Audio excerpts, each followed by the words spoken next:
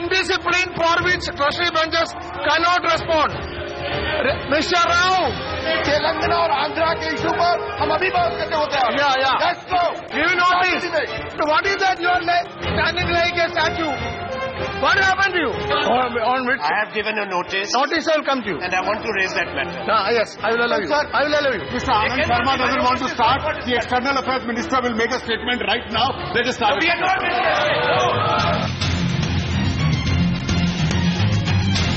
ये कोई अच्छी बात नहीं है कि आप मिनिस्टर से डिस्टर्ब करें. No, this is not the way. We request the Speaker, please allow the question to go on. I know, that I know. Please. High drama in Parliament. 25 Congress MPs suspended from the Lok Sabha by the Lok Sabha Speaker, and tomorrow almost all opposition parties are set to boycott the proceedings in a show of solidarity with the Congress party. 8 parties, at least at this point in time, have expressed support. The bottom line is 10 days have passed by without any business and 90 crore rupees have gone down the drain. Good evening. Thanks very much for joining us on India Business Hour. Hi, Nantara. Hi, Shireen. Parliament is paralyzed, but some hectic parleys outside the House may have broken a deal, at least as far as the land bill goes. Well, that is what we're hearing at this point in time, and that is our top story tonight. Let's take a look at the other headlines. The BJP is likely to do a volte-face on the land acquisition bill. Sources say 11 members in the parliamentary panel backed the return of the consent clause and the social impact assessment and dropped the 6 controversial amendments proposed by the Modi government. The government tries to distance itself from the draft financial code. Finance Secretary says a final decision on the Monetary Policy Committee will be taken soon, but a member of the FSLRC, Govinda Rao, says the committee did not propose to remove the RBI governor's veto power. Expect a status quo policy tomorrow. A CNBC-TV18 poll shows 85% of market watchers are anticipating the Reserve Bank governor to leave key policy rates unchanged.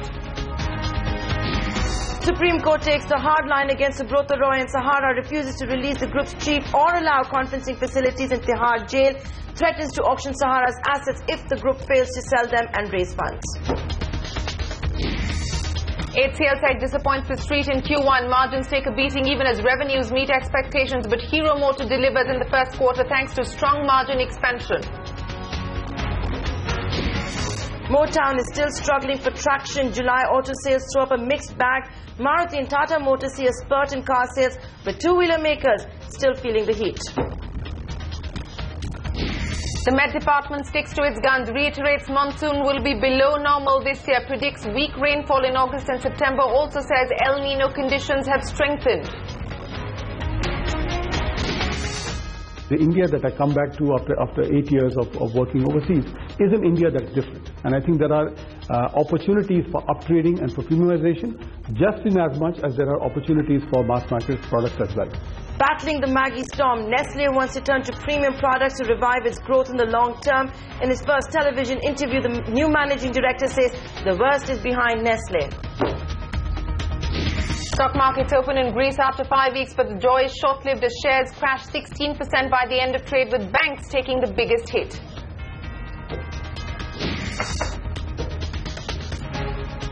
The top story on India Business Hour. There seems to be a major U-turn by the government on the land acquisition bill. Sources say all 11 BJP members in the parliamentary panel on land are in favor of dropping the 6 controversial amendments moved by the Modi government. This means that the consent clause, which was part of the 2013 Act, brought in by the UPA, and the social impact study, again part of the 2013 Act, will return. According to sources, one Congress member in the panel said, and I quote, "It's as good as our own Act of 2013, end of quote. Now, this has led to the Trinamool Congress claiming that the Congress and the BJP have brokered a deal. Trinamool MP Derek O'Brien, who's also a member of the land acquisition panel, accused the BJP and the Congress of match fixing right here on CNBC TV18. This supposed deal between the BJP and the Congress has raised hopes, though, for the other stuck legislation, that's the Goods Services Tax Bill. This means that in all likelihood, if the parliamentary panel headed by BJP MP S.S. Ahluwalia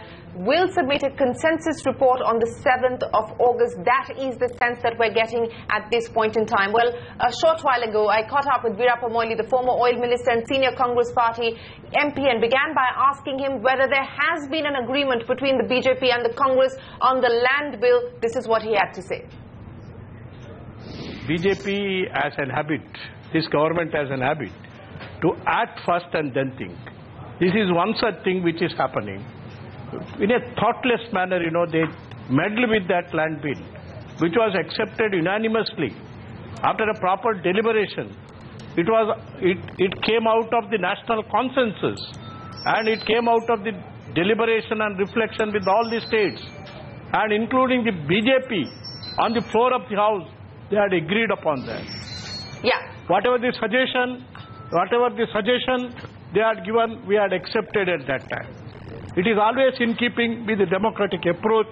No one is denying that, Mr. Moily. Of the Congress. No one is denying that, Mr. Moily. It is a fact that the BJP was in support of the 2013 bill as was proposed by the UPA. They supported the passage of the bill in Parliament. But at this time, sir, if the BJP within the parliamentary panel has accepted the amendments moved by the Congress party, which essentially pertain to bringing back the consent clause and the social impact assessment, will you allow the GST bill to go through in the Rajya Sabha, sir? That all depends, but according to my understanding, the Congress members have given a dissenting note in the GST bill. But what about the land? What about land, sir? What about land? What is the latest information you're getting as far as land is concerned? As far as the land is concerned, I know very well they want to beat a retreat on that, and they do not want to pursue the certain things which they wanted to delete. So if they do it in accordance with the earlier bill, which was passed by the 15th Parliament, we have no problem at all. You have no problem at all. Of course you won't, sir, because it is essentially going back to the 2013 law. If that is the case, if the BJP accepts the Congress's position on land, will you allow the GST bill to go through in this session of Parliament, sir? There has to be give and take in Parliament and in politics, and the sense we are getting is that a deal on land also means that there's a deal on GST. I must tell you that either the land bill or the GST is not the politics of Indian National Congress. If it is in the larger interest of the country, yes, that is what we have been telling. And whether it was a land bill, we said don't meddle it. Now I think the wisdom has dawned upon their mind. Now about the GST, we have framed the rule, and we want that.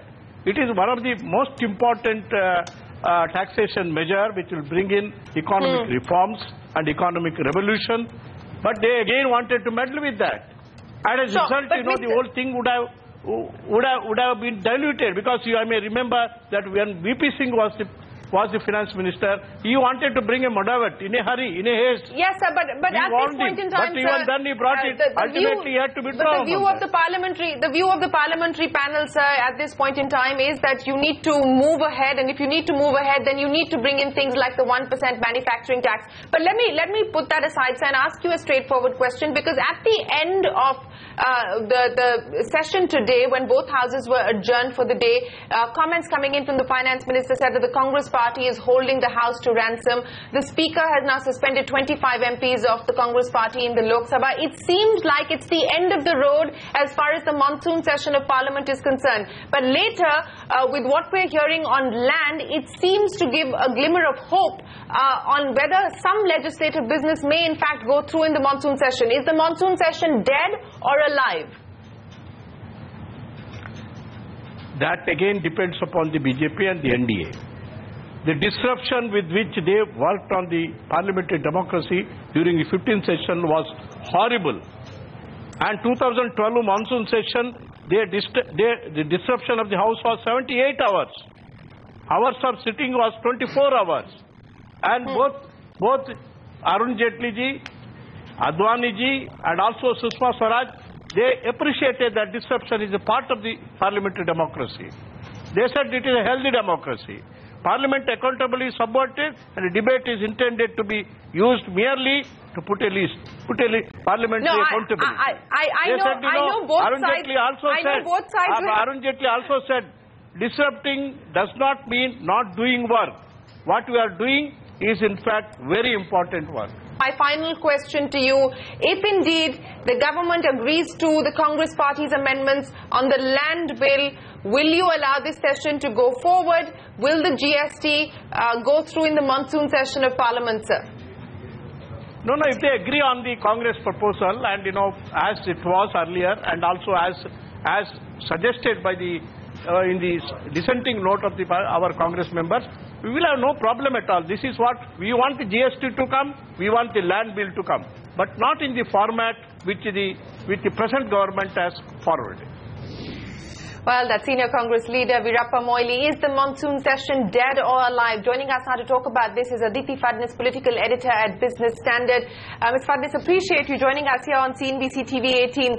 Let me ask you that straightforward question. At the end of what we saw happen today, in the morning, the all-party meeting, then the suspension of the 25 Lok Sabha MPs, the Finance Minister coming out and saying the Congress is holding economic legislation to ransom and so on and so forth. And now we're hearing talk about possible agreement on the land bill between the BJP and the Congress. Would you say the session is dead or alive? I think it's pretty much dead. I don't think after this 25 MPs suspension, anything much is going to happen in the Rajya Sabha as well. We heard the Finance Minister today say that the GST bill is a constitutional amendment bill. It cannot be passed in a din. Buttons have to be pressed at the right time. You can't pilot such a bill in the middle of everybody screaming, shouting and waving placards. My own feeling is that this parliament, this session may even be adjourned ahead of schedule sine die. In fact, that is the BJD's demand, saying that since there's no legislative action anyway, let's just adjourn the parliament sine die. But Aditi Phadnis, what do you make of what's going on as far as the politics over the land bill is concerned? There are reports suggesting that perhaps Jairam Ramesh and others who are from the Congress's side on the parliamentary panel have been able to swing a deal, and the government may in fact retract those controversial amendments, and we may in fact go back to the 2013 law. If that is the case, do you still believe that there is no hope for the monsoon session? Well, if the government has to withdraw a law that it forced on Parliament through an ordinance because there's no consensus on it, well, the government looks pretty stupid, doesn't it? So I don't think it's a victory for anybody. Certainly Jairam Ramesh and Digvijay Singh were the people who were piloting all the fine print about the land bill in the committee, in the select committee where S.S. Adwalia was chairing. The BJP members were pretty much silent, and lack of experience and lack of study was telling. So I think the government has done the only thing that it could have done. Whatever acquisition has taken place, whatever little acquisition has taken place under the 2013 law, I think more or less nothing has happened in the 2015 law. So frankly, I mean, they'll just reverse everything and have to eat humble pie, but it is pretty humiliating for them. If I were government, I'd be very ashamed. If you were the government, you'd be very ashamed. But Aditi Phadnis, hang in there. I also spoke with Trinamool MP Derek O'Brien. He's also a member of the land panel that is discussing the recommendations at this point in time. He hinted that there could be some match fixing, his words, not mine, between the Congress and the BJP as far as the land bill is concerned. Listen in.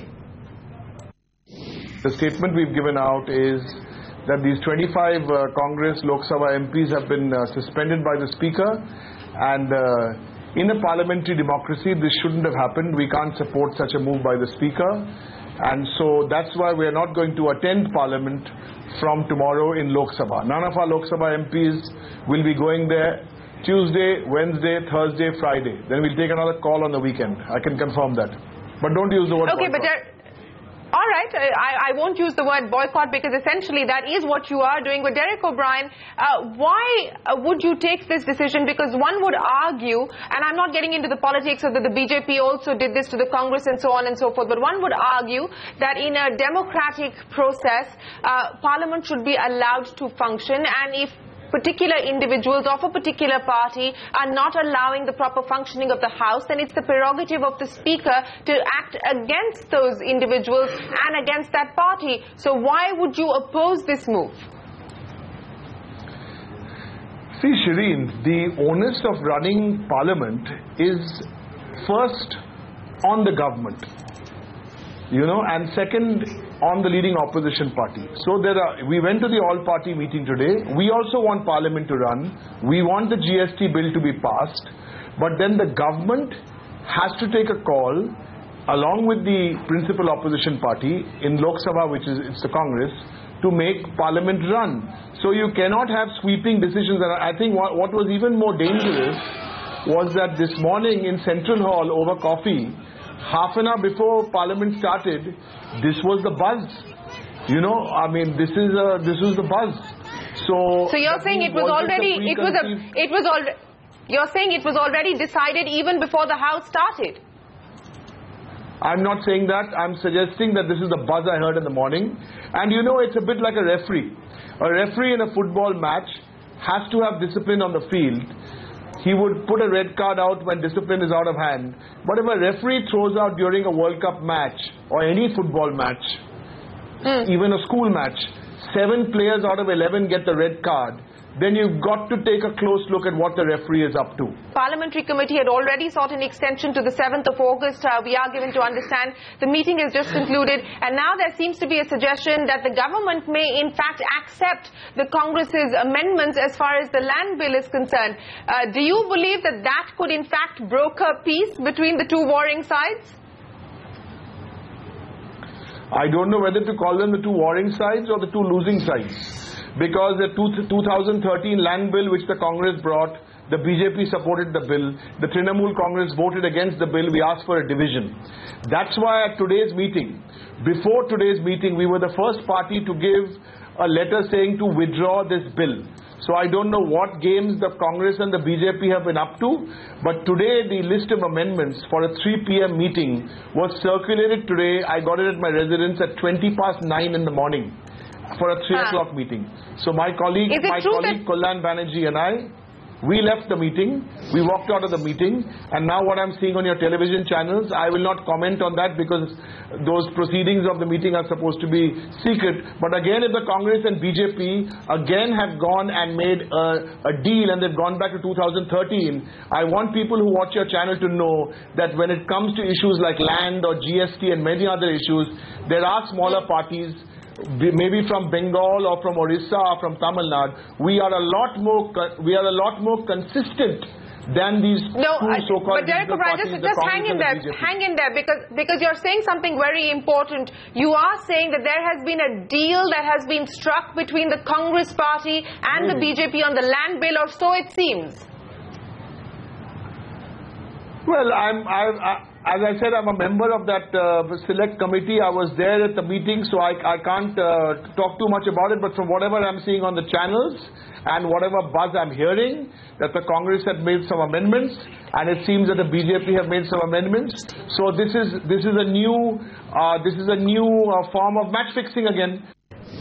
Well, that's Derek O'Brien, member of the Trinamool Congress. Incidentally, the Trinamool Congress is one of the 8 parties that will support the Congress party and not attend Parliament for the next 5 days. Aditi Phadnis, quick comments from you on the comment that Derek O'Brien made there, accusing the Congress and the BJP of match fixing when it comes to the land bill.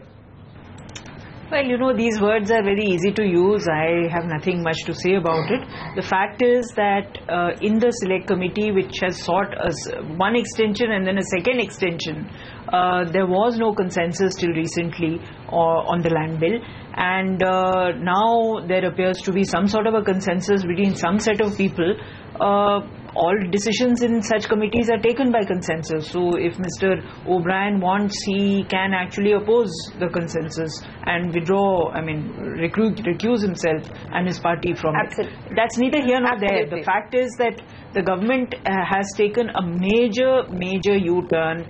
It has diluted its own convictions about the way land was to be acquired. It has created a situation where it has just wasted time trying to push through amendments which it was not absolutely sure about, which it was not intellectually convinced about.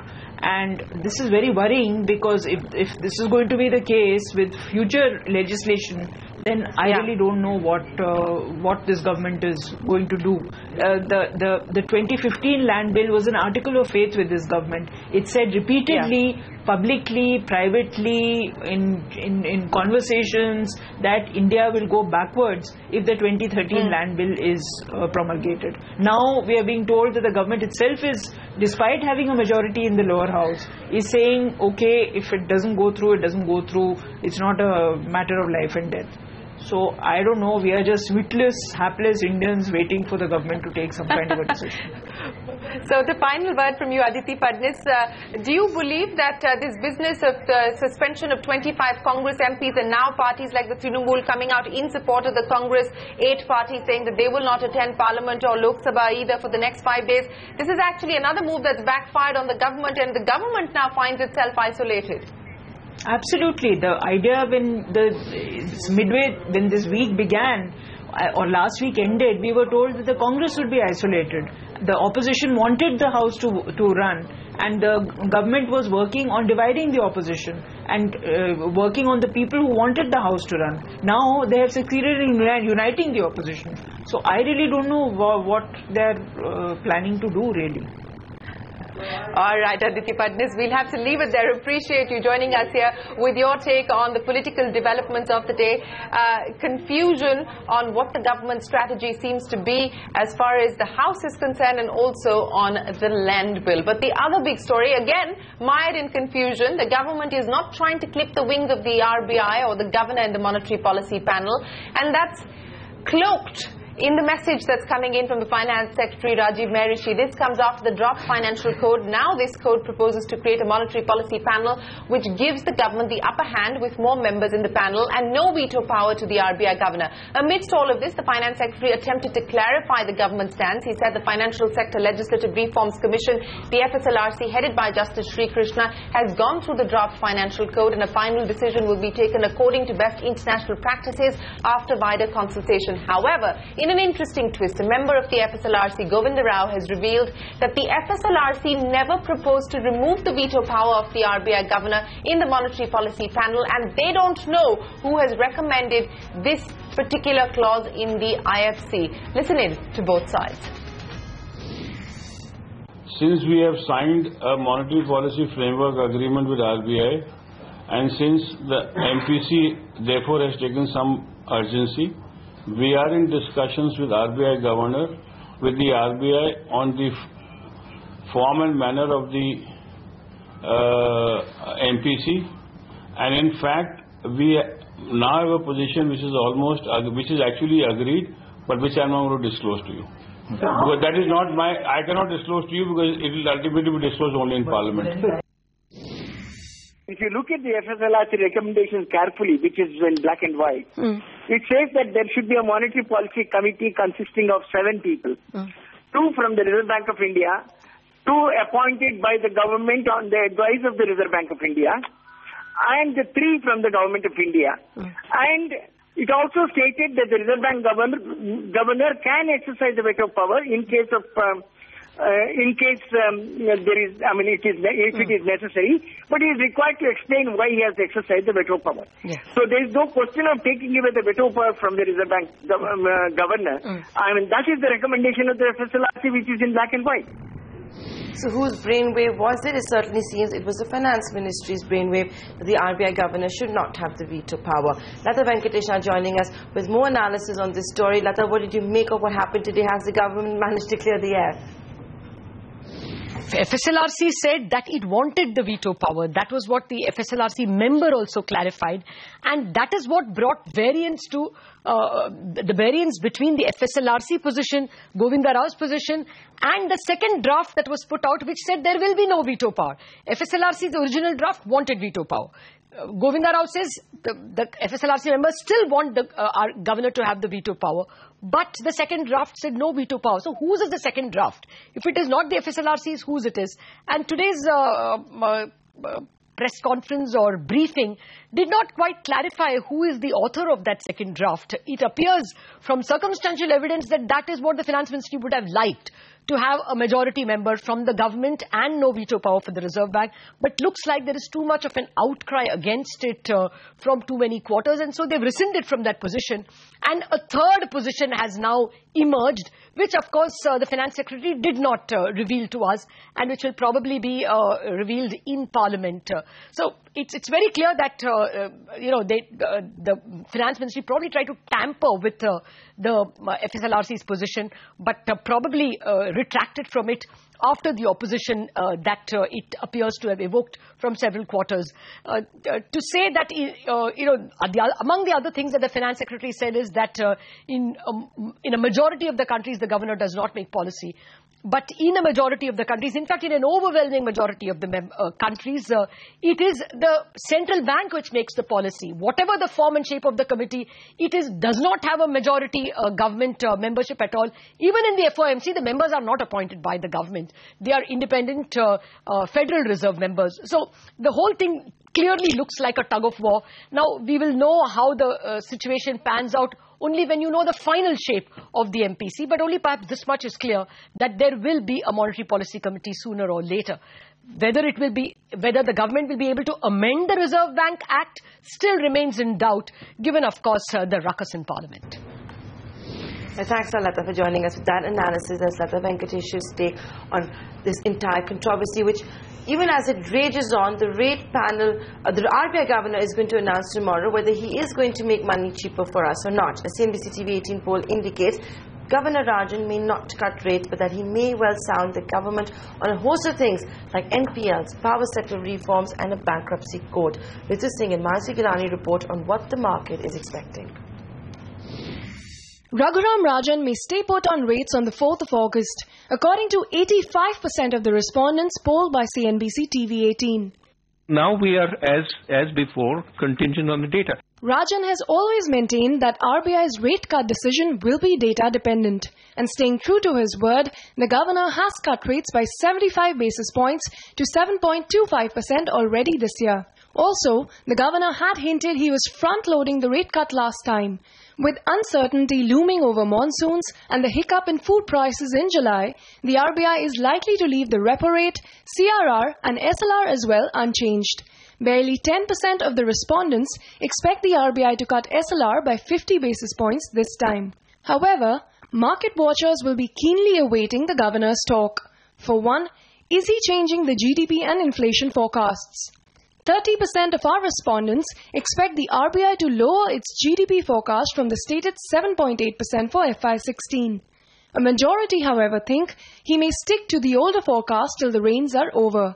On inflation, a majority 80% expect the CPI forecast to be maintained at 6% for January 2016, though 20% think it may be cut.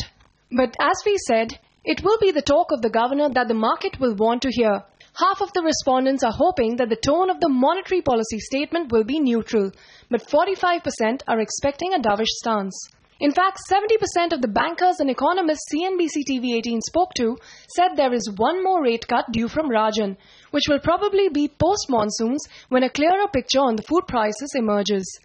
General direction of interest rates is downwards, I think is something which we all recognize.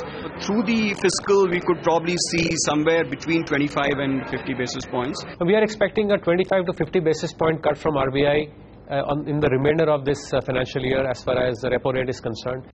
More than rate cuts, banks will be impacted by what the governor says on bad loans. Last time in the June policy, the governor made a strong pitch to the government to push through power sector reforms. And this time, market watchers will keenly be awaiting what the governor has to say on bad loans in general. But the press conference itself is likely to be dominated by curious journalists wanting to know more about the spat between the government and the RBI with respect to the constitution of the Monetary Policy Committee. In Mumbai with Manasvi Gilani, Ritu Singh. So will he or won't he? That's the big question. Our poll says he won't, but stay tuned to CNBC-TV18 through the day tomorrow as we bring you the Credit Policy Action. From all of us here for now, goodbye. Many thanks for watching.